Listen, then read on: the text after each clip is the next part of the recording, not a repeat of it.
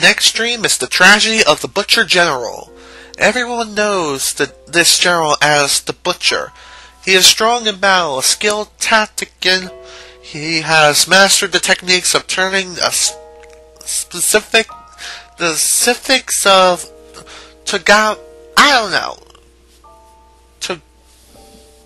I don't know, okay? I'm not gonna try anymore. And timing his advantages, and he is outstanding above all in the skills of an individual warrior. Victory on the battlefield, however, does not lead straight to butchery. Many generals have been nicknamed for their military prowess. The viciousness, the indomitable, the invincible, but only one is known as the Butcher.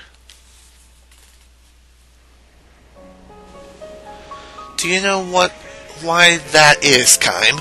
The general asks himself as he gloats over the vast mountain of corpses. Kiam does not reply.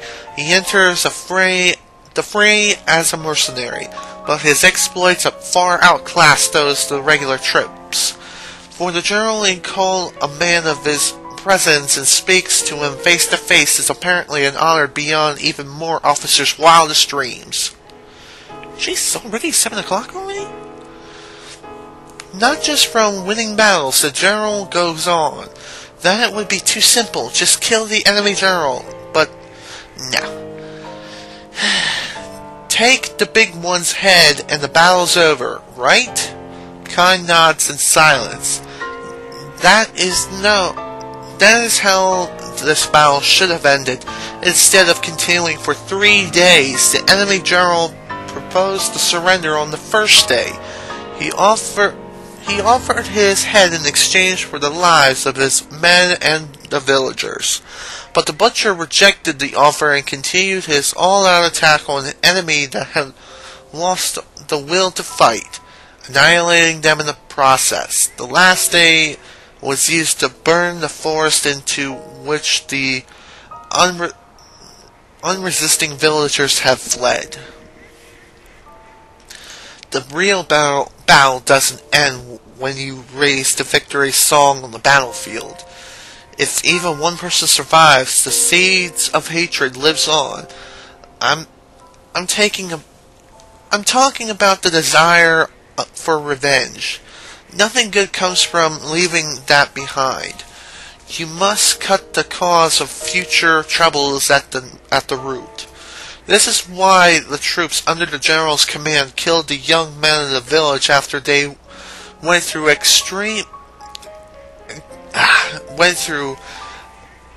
exterminating the enemy troops. That was it. They also killed the unarmored old people. They killed mothers fleeing with the children in their arms. They killed the children that they stripped from those mothers' corpses. Damn, this guy's an asshole. Do you think me cruel, Kiam? I do, Kiam asked, nodding. Well, no shit.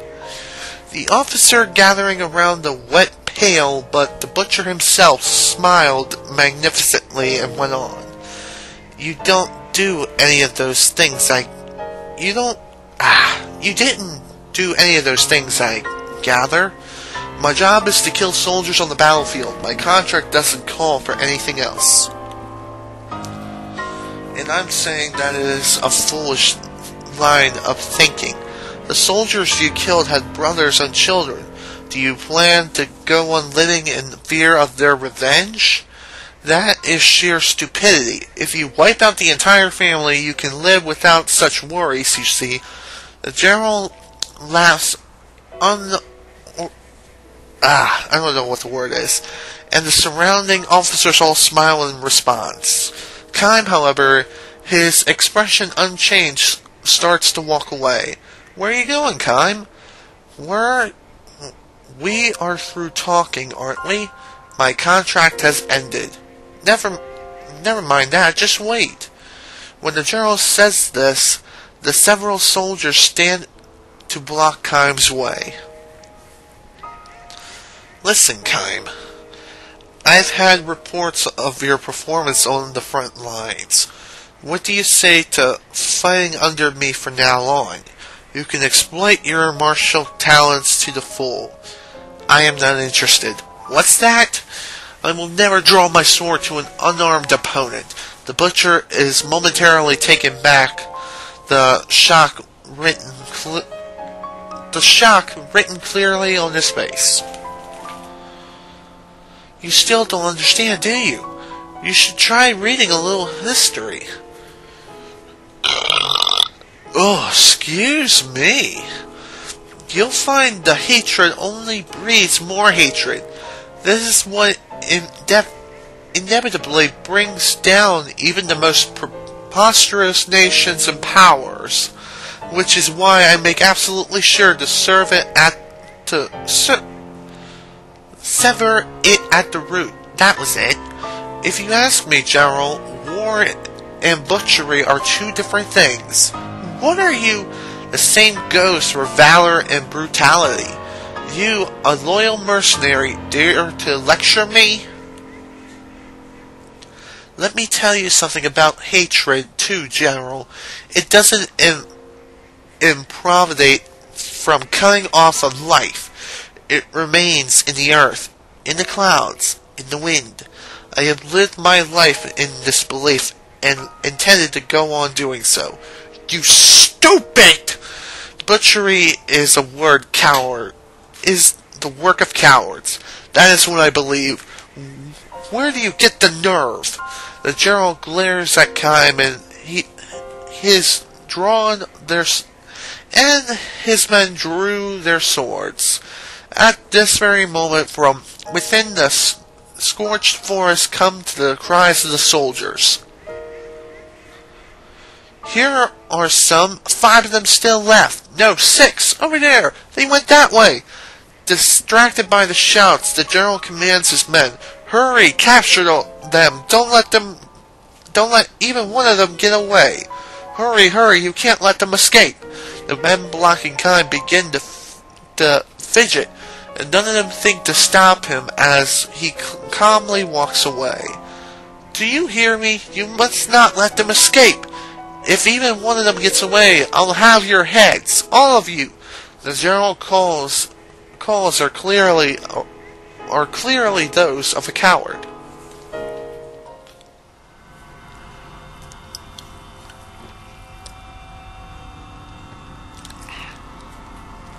The butcher praised over many battles after that.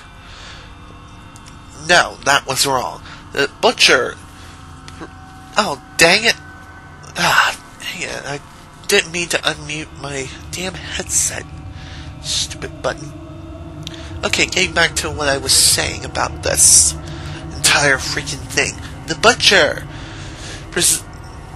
persisted over many battles after that. I think that's it. I don't know. And he burned countless villages to the ground, butchering all of those inhabitants. Then one night, something happened. The general felt a strange, itching sensation on the back of his hand. It was different from an ordinary insect bite or skin eruption. It was deeper down and felt like some kind of squirming. This is odd. He clawed at his skin, but the itch would not subside. It was very strange. There was no redness or swelling or sign of a rash. Maybe I touched a poisonous moth. The general had burnt yet another village to the ground that day. Surrounded by beautiful countryside, the village in times of peace have been exploited as the following hamlet, flowering hamlet, whatever. In keeping with the name, the villagers poured their energies into cultivating flowers from many hues, and the ones in full bloom in particular season had a color of the setting sun. Indeed, the entire village looked as if they had dyed the color of a beautiful afterglow. This was the village the general burned down with flames far rather than the sunset. The villagers who ran in circles begging for their lives, he killed one after another, far rather than the sunset, far rather than the flames with the blood he soaked into the earth.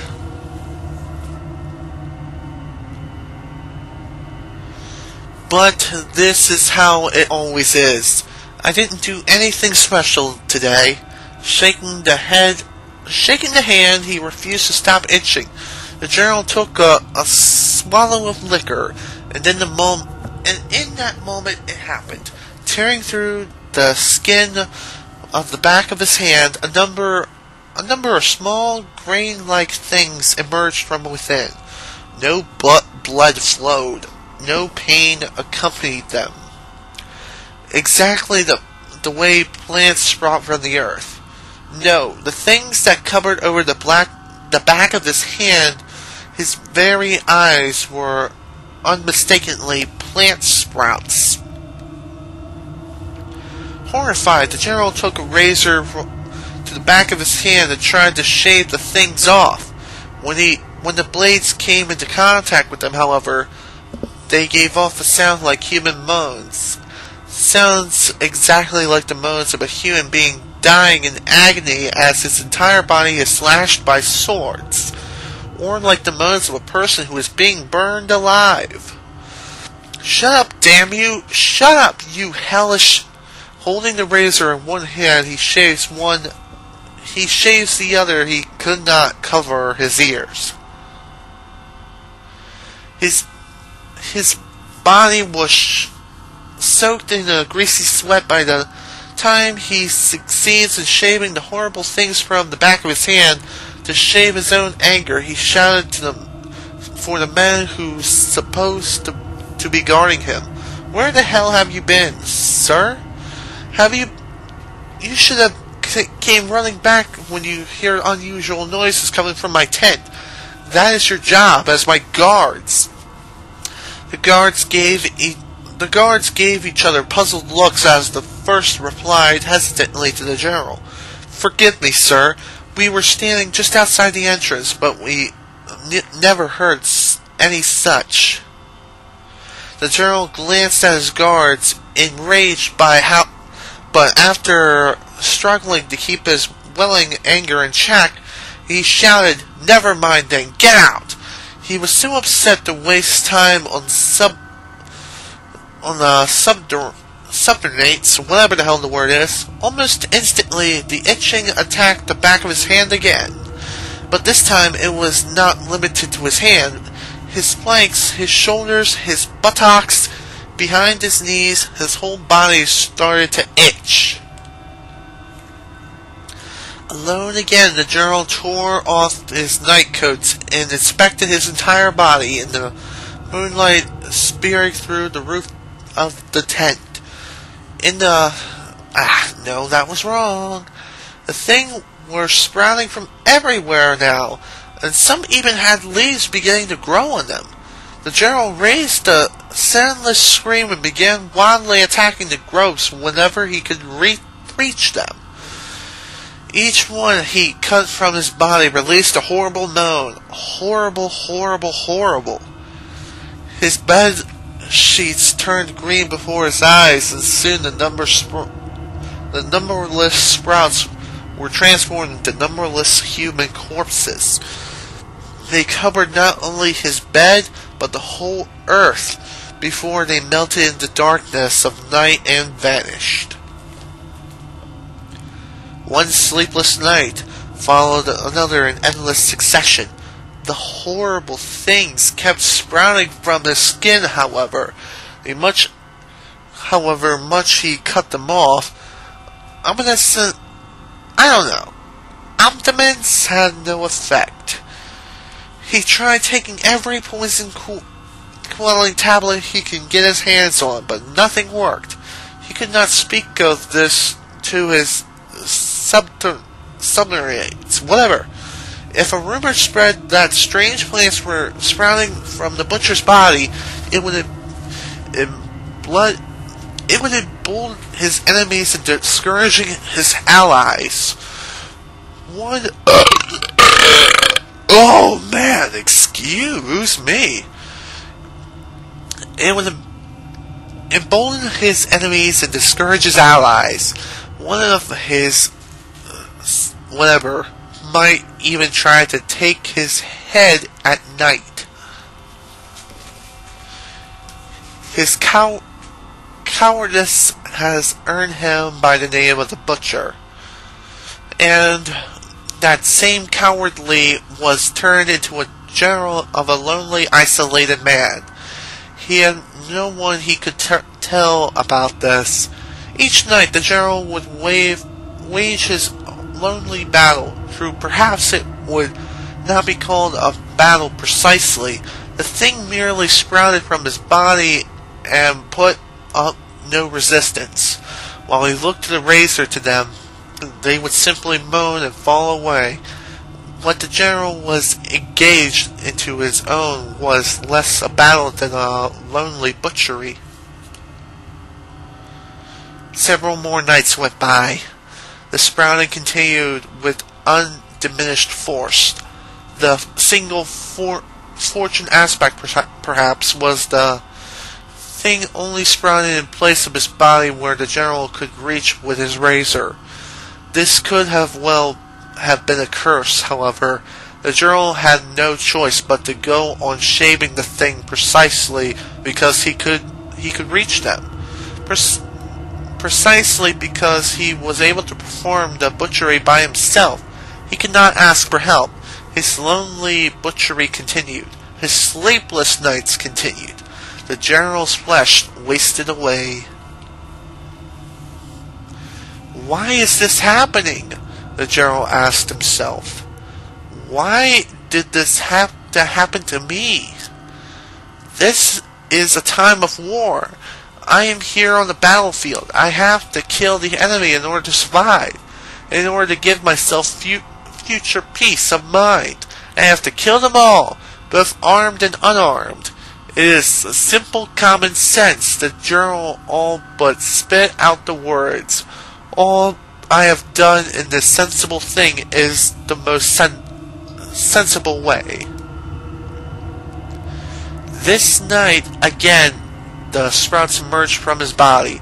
This night again, the general has to shave them off. Again, the countless moans. Again, the countless bodies. Again, he heard the cock crow to announce the end of night. Again, the general passed the night without the comfort of sleep. The general's body, once superbly conditioned on the battlefield, withered away before his own eyes. But more than his body, his mind became unstable. He spent his days sprawled on his bed, eyes open or closed. He would see images of his past senses of butchery, or scenes of butchery. But he begins to recall the words of a skilled but insolent mercenary. Hatred does not improvise from cutting off the life. If it remains in the earth, in the clouds, in the wind. The general wanted to see that man again, to ask him again, have I been wrong all these years? The man himself, a man of few words, would probably not answer his question. Still, the general wanted to see him again, the mercenary, that kind fellow. The sun went down, the night gradually deepened. As always, the itching started and the plants began to sprout. But the general's grasping the razor in fingers that now locked into withered branches no longer had the strength to shave them off. His back begins to itch. This was the first time the thing had sprawled someplace beyond his reach, as if they had begun waiting for this opportune moment. Sprawled on his bed, the general let the razor drop from his hand. Enough! I don't care anymore! The sprouts kept growing, creeping over him, and before long they have covered him completely. At that point, his back split open, and an unusually large sprout emerged. By dawn, the sprout had fully matured, and before the cock crowed, it produced a single blossom, the color of an evening afterglow.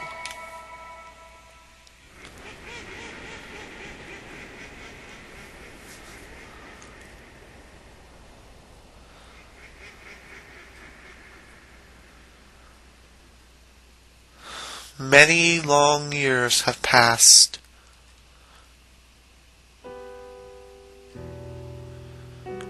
Visiting the old battlefield, Kiam finds a flower garden there, blooming in profusion are flowers of clearly different shapes and colors than the ones along its border. Besides the garden stands a stone monument inscribed with the garden's history. In this place, a great general met his end. He was known as the Butcher. He died suddenly one night, and from his body grew many flowering plants. These were evening flowers, a blossom unique to a village in general had burnt to the ground. An ancient legend tells us the seeds of the evening flower lodged into the bodies of those who nourish hatred in their breasts, and the roots of the plant fed the flowers with the person's flesh. The garden's flowers, the color of the setting sun, sway in a gentle breeze. Kiam stands there for a time, gazing at the countless flowers giving birth by hatred before walking on in silence. It is said at the very center of the garden lies a distinctly suit of armor, but no one has ever found it. The end. Well, serves him right. He was an asshole. Let's move on. Next stream.